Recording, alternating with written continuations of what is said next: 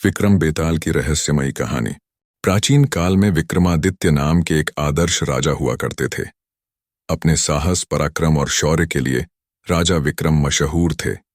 ऐसा भी कहा जाता है कि राजा विक्रम अपनी प्रजा के जीवन के दुख दर्द जानने के लिए रात्रि के पहर में भेष बदलकर नगर में घूमते थे और दुखियों का दुख भी दूर करते थे। राजा विक्रम और बेताल के किस्सों पर कई सारी किताबें और कहानियां प्रकाशित हुई हैं। विक्रमादित्य और बेताल के किस्सों पर छपी प्राचीन साहित्य वार्तालेख बेताल पच्चीसी महाकवि सोमदेव भट्ट द्वारा 2500 वर्ष पूर्व रचित किया गया था और उसी के अनुसार राजा विक्रम ने बेताल को 25 बार पेड्डेच से उतार कर ले जाने की कोशिश की थी और बेताल ने हर बार रास्ते में एक नई कहानी राजा विक्रम को सुनाई थी। कौन था बेताल और क्यों राजा विक्रमादित्य उसे पकड़ डिशने गए थे? एक तांत्रिक 32 लक्षण वाले स्वस्थ ब्राह्मण पुत्र की बलि देने का तांत्रिक अनुष्ठान करता है ताकि उसकी आसुरी शक्तियां और बरच जाए। इसी हेतु वह एक ब्राह्मण पुत्र को मारने के लिए उसके पीछे पडीडी डियचता है, परंतु वह ब्राह्मण पुत्र भागकर जंगल में चला जाता है और वहां उसे एक प्रेत मिलता है जो ब्राह्मण पुत्र को उस तांत्रिक से बचने के लिए शक्तियां देता है और वहीं प्रेत रूप में पेड्डेच पर उल्टा लटक जाने को कहता है और यह भी कहता है कि जब तक वह उस पेड्डेच पर रहेगा तब तक वह तांत्रिक उसे मार नहीं पाएगा। वही ब्राह्मण पुत्र बेताल होता है। कपट्टी तांत्रिक एक भिक्षुक योगी का स्वांग रचता है और राजा विक्रम के पराक्रम और शौर्य गाथाओं को सुनकर अपना काम निकलवा लेने का जाल बिछाता है और राजा विक्रम को यात्रा के दौरान प्रतिदिन एक स्वादिष्ट फल भेंट भेजता है जिसके अंदर एक कीमती रत्न रूबी होता है। इस भेद का पता लगाने राजा विक्रम उस भिक्षुक की खोज करते हैं। अंततः राजा विक्रम उसे खोज लेते हैं। चूंकि उस ढोंगी भिक्षुक में स्वयं बेताल को लाने की शक्ति नहीं होती, इसलिए वह स्वांग रचकर राजा विक्रम से उस पेड्डेच पर लटक रहे प्रेत बेताल को लाने के लिए कहता है। राजा विक्रम उस तांत्रिक की असल मंशा से अनजान उसका काम करने निकल पड्डेचते हैं। राजा विक्रम पेड्डेच से बेताल को हर बार उतार लेते और उस भिक्षुक के पास ले जाने लगते।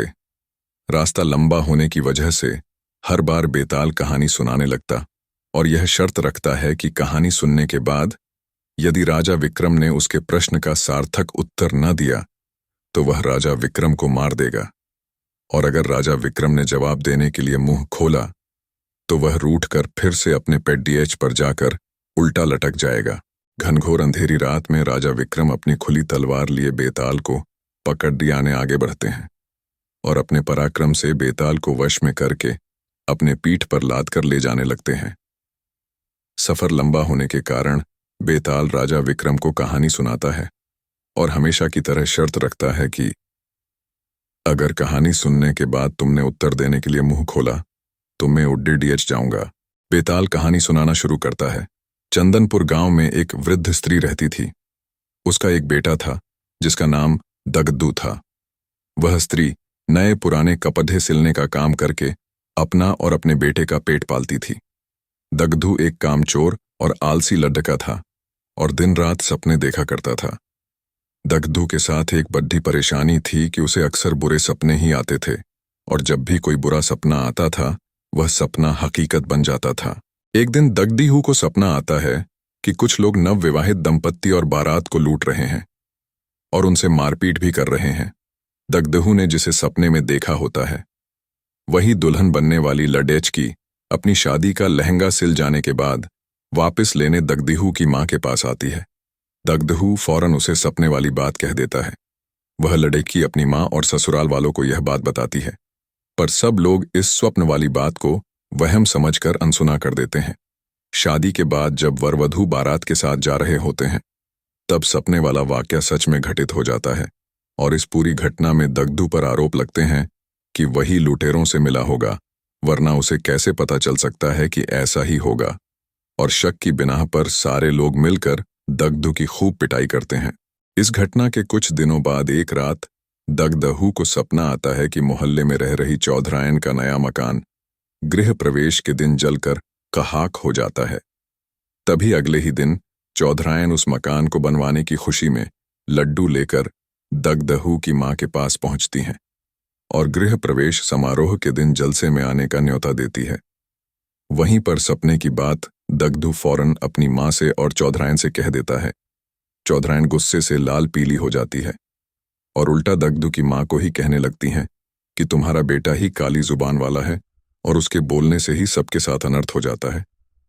चौधरायन गुस्से में जली कटी सुनाकर मां बेटे को भला बुरा कहकर वहां से चली जाती हैं। गृह प्रवेश समारोह के दौरान कोई घटना ना हो, इसके लिए पक्के इंतजाम किए जाते हैं, पर फिर भी किसी न किसी तरह आग की चिंगारी चौधरायन के भव्य मकान के पर्दों में लग जाती है और देखते देखते रौद्र रूप धारण करके पूरा मकान जलाकर खाक कर देती है। चूंकि दगड़ू इस बारे में पहले ही बोल चुका था, इसलिए सब उसे काली जुबान का बोल उस पर टूट पट ढहते हैं और उसे मारकर गांव से निकाल देते हैं। दगद्धू समझ नहीं पाता है कि लोगों को सच सुनकर उसी पर क्रोध क्यों आता है। खैर, दगड़ू एक दूसरे राज्य चला जाता है, जहां उसे रात की पहर में महल की चौकीदारी करने का काम मिल जाता है। वहां के राजा को अगले दिन सोनपुर किसी काम से जाना होता है, इसलिए वह रानी को कहते हैं कि उसे सुबह जल्दी उठा दें। दगद्धू रात में महल के दरवाजे पर चौकीदारी कर रहा होता है। तभी अंधेरा होने पर उसे नींद आ जाती है और फिर उसे सपना आता है कि सोनपुर में भूकंप आया है और वहां मौजूद सभी व्यक्ति मर गए हैं। दगद्धू चौंक कर जाग जाता है और अपनी चौकीदारी करने लगता है। दगद्धू सुबह राजा के सोनपुर जाने की बात सुनता है। तभी उनका का रथ रुकवाकर अपने स्वप्न वाली बात राजा को बता देता है। राजा सोनपुर जाने का कार्यक्रम रद्द कर देते हैं और अगले ही दिन समाचार आता है कि सोनपुर में अचानक भूकंप आया है और वहां एक भी व्यक्ति जीवित नहीं बचा है। राजा तुरंत दगद्धू को दरबार में बुलाकर सोने का हार भेंट देते हैं और उसे नौकरी से निकाल बाहर करते हैं। राजा विक्रम उत्तर देते हैं कि दगद्धू ने अमंगल स्वप्न देखकर उसका वृतांत बताकर राजा की जान बचाई, इसलिए उसने दगद्धू को पुरस्कार में सुवर्ण हार दिया और दगद्धू काम के वक्त सो गया, इसलिए राजा ने उसे काम से निकाल दिया। बेताल अपनी शर्त के मुताबिक राजा विक्रम के उत्तर देने के कारण हाथ छुद्धा कर वापस पेड्डे की ओर उड़ गया। शेयर जरूर करे, फॉलो तो बनता है।